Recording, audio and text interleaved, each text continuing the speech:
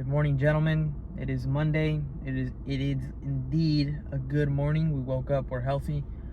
Um, Whenever I talk about anything to pretty much anyone, or whenever I'm talking on here, it's always gonna be my experience, what I've lived, what I know, because I'm never gonna try to put words in somebody's mouth, or talk about an experience that I don't really know about. But one thing that I definitely say I can talk on well, because I know my shit, not in an arrogant way. It's just that I lived this topic. I know this topic like the back of my hand. Like, and it has to do with siblings. I am an older sibling. I'm an older sibling too. I have two younger brothers. One of them being 20. He's about to turn 24. The other one is 13. And then I have a stepsister who is 14 or 15.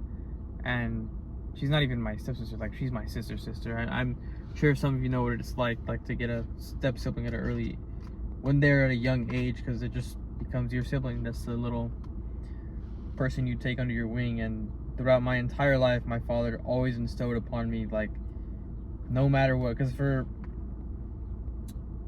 13 years I just grew up with my brother. We're only a year and a half apart, so we experienced everything pretty much at the same time. But he always instilled us and beat into our brains, like,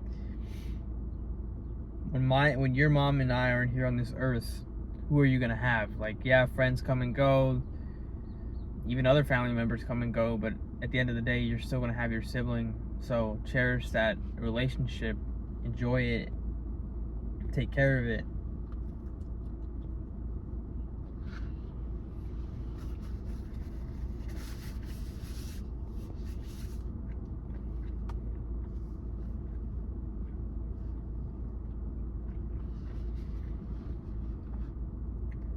And that being said, like, I had a pretty whatever relationship with my brother in high school and pretty much everything before that. Like, we grew up and we were close, and we would tell each other things, but at the same time, we just had, like, we didn't hang out in the same friend group. We were into a lot of different things. Our mindsets on what we should have been doing at the time, and it's just high school, and who we were dating was very different. So, like, I didn't agree upon his dating choices.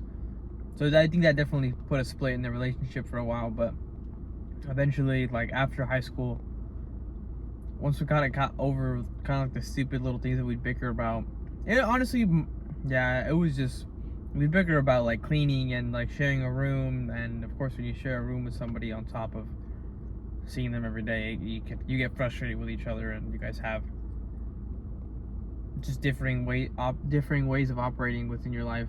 And now I'm at a point where my brother is like my best friend. Like, I talk to him every single day. If I don't talk to him in the day, when I get home or just on the phone, it's weird. Like, it's just weird, because we're texting about every single day. He's texting me right now about some stupid shit that's happening at his work, or like some stupid stuff that happened on ARC Readers yesterday. Like, if it's the stupidest thing, we'll talk about it. But, like, we're such nerds and we vibe on such a level, and I hope and wish that every other sibling gets to feel that feeling that I feel when I remember the other day being it's very rare that I'm in a bad mood and I just have, like, a low energy, because I don't know, I don't soak and sit in my bad moods. I just keep going and try to get out of them. I'm not saying anything you guys don't know, but I remember, like, finally I had a day the other week where I was down and out. Like, I just didn't feel like talking. I just felt kind of like neutral. And usually I'm always, like, happy. I'm always, looking for a conversation with the right people. Of course, I'm not just socializing with everybody. But then I came home and I just had no energy, and this dude wanted to talk. My brother wanted to talk to me like normal. He's like, "Oh, what's up?"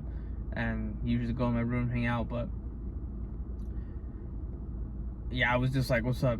Like, no energy. And, like, he kept talking obviously about his topics, and then eventually I got into the conversation, and then before I knew it, I was not in the mood that I was. And don't rely on anybody to change your mood or change your state of mind, but at the same time, having those people is a great bonus. Having those people that you're so just wired in with, that those conversations, just without you even realizing, take your mind into other places and away from what you're overthinking about or overanalyzing or just reveling in. And again, I hope everybody can feel that, because it's very rare. And I think it's also very rare that you can, it's also very rare to have a human with the same exact experiences as you. Maybe not exactly, of course, you guys are siblings, you guys are your own individuals, and at the end of the day, you guys deal with different people, talk to different people, want different careers. But when you have someone that has virtually the same experiences as you when it comes to parents, your living situation, your schooling, that's one of the most rare things on the planet. And I don't think luck is, to me, luck is non-existent. Luck is not a thing. Luck is what happens when opportunity meets preparation. And the only thing I would say that I'm lucky for, and I heard this from somebody else, I think it was Tate that said this actually, and he was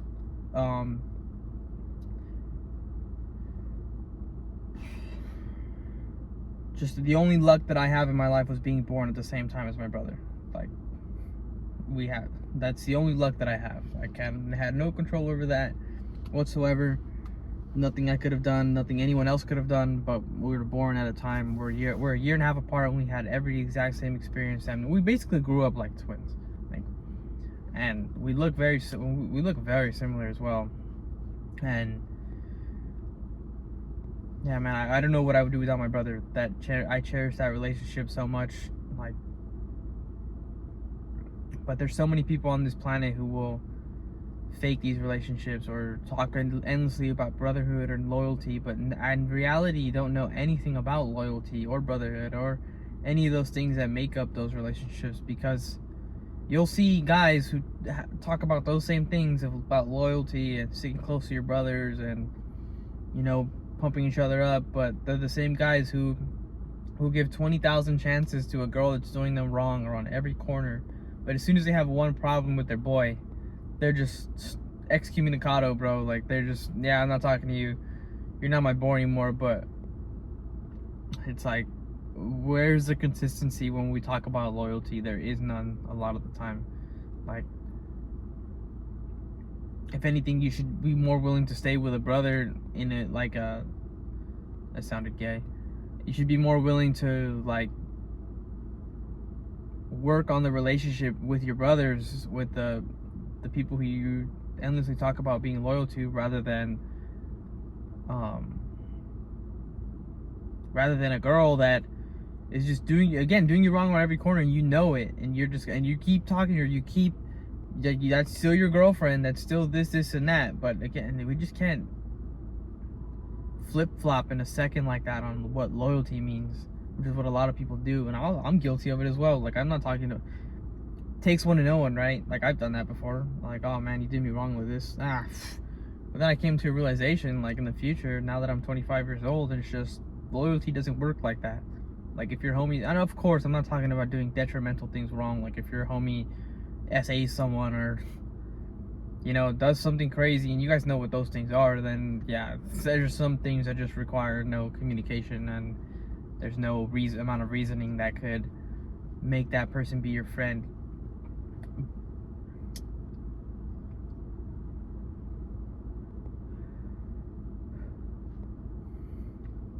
I do all these videos off the top of my head because I love the topics that I talk about, and I feel like if you can't just talk about it out of your ass and just be and it's not out of your ass, it's the thoughts that come from your head and the things that you're thinking about all the time. And if you can't do that with certain subjects, then I don't feel like you should be out there preaching or not. I mean, at least for me, I feel a lot better talking to you guys about things that I can just talk about off the top of my head, because then I know it's real, and then I know it's something that I actually care about, because it's natural. It's 100% natural. I'm gonna stick to not scripting these videos because I would rather not. Maybe I'll make a few talking points here and there, or maybe I'll just keep going on with now and just kind of have an idea and I start talking about it. But yeah, man, cherish those relationships with your brothers, with your blood siblings as well. get an understanding of what real loyalty is. Don't just talk about loyalty amongst you and your friends and your brothers and sisters. And no, like, what does that look like between you guys? Like, I know for a fact, like, I've seen things happen between other siblings, like, that I just look at and I'm just like, I could never imagine this happening between me and my brother. Ever. In any situation. Like, never, ever in my life will me and my brother fight about a girl. Like, that's just not in the cards for us. Like, if he liked a girl, automatically there's just no thought, there's not even a thought about this that goes through my head of like, oh, like, that girl's off limits. It's just like, that's just what it is. Like, my brain automatically knows. Like, I would never look at a girl that my brother likes in any other way besides a sisterly way, or like, that's just my friend, my brother's girlfriend. And I've heard a story. My boss told me a story about his brother where they ended up trading cars for the weekend. My boss had like an off-roading car, and his brother had a Firebird, and they ended up swapping cars for the weekend, etc., etc. And long story short, his brother left his truck. His brother left his brother's truck in the desert, just stranded. He's like, "Oh yeah, your truck got stuck on the dunes, and we just kind of left it." And so he had to go get his truck and go do go through the storm of just dealing with all that. And I would never burden my brother with such needless problems. I borrowed his truck. I borrowed his truck all the time. He borrowed my car. I would never ever, like, I always trust him. We're never gonna just, I would never do anything like that. It's not even, that's why I can't even picture it in my head. I can't imagine a situation where I would just leave his vehicle stranded in the middle of nowhere, not tell him, come home and go about my days like normal. That's just like, what are we doing here? Not even as brothers, just as humans. But so fighting over girls and stupid things, like big life things, is just not in the books for me and my brother, because we're on such the same page as to what we want for our lives. Like, of course we want different things, but we know, okay, we want this for our lives. What's the pathway to get there? Okay, here's the action list to get there. And anything else is truly irrelevant. Like, it's weird. It throws me for it kabobbles my mind when I hear people say things like that about between these huge fights between them and their sibling, because you should just try to harbor those relationships. You guys there should always be a line. For me and my brother, there was always a line in terms of physical altercations and then verbal. Like, if we were fighting, we would just never hit each other in the face. Like, we would fight and punch each other and whatever, but we'd never hit each other in the face, because there was a certain level of respect and line, knowing that we're not actually trying to maliciously hurt each other. Same thing with the verbal. Like, we never ever said anything personal to each other, like anything. I'm not even gonna throw out an example, because I'm not gonna make personal jabs. It's just not what we do. Like, we have our own personal things going on, and whatever we're arguing about, those personal jabs just don't come out. Like, I'm not gonna tell him anything about his personal life. And there's no ego between our conversations as well, and the way we operate. Like, I've heard siblings all the time, siblings just throwing these personal remarks at each other, where I'm like, dude, if my brother said some shit like that to me, I probably wouldn't talk to him I don't know what I would do. Not that I wouldn't, I just don't know what I would do, because we just don't say things like that to each other. And it truly confuses me on why siblings feel the need to lash out at each other like that in real personal digs, dude. Like, I'm talking about real digs, when it comes from a place of just, oh, I'm frustrated because you didn't clean, or I'm frustrated because, like, I don't know. I don't think any little fight between us two siblings should call for, like, such big personal digs. Obviously, there's serious conversations when you guys are intervening in each other's lives, and you guys, one needs a wake-up call. But at the end of the day, just learn how to operate with your sibling. Like, you guys are there to build each other up at the end of the day. And I'm just so grateful that my father instilled upon me the things that he did, and made me value my siblings as much as I do now, because I'm seeing the fruits of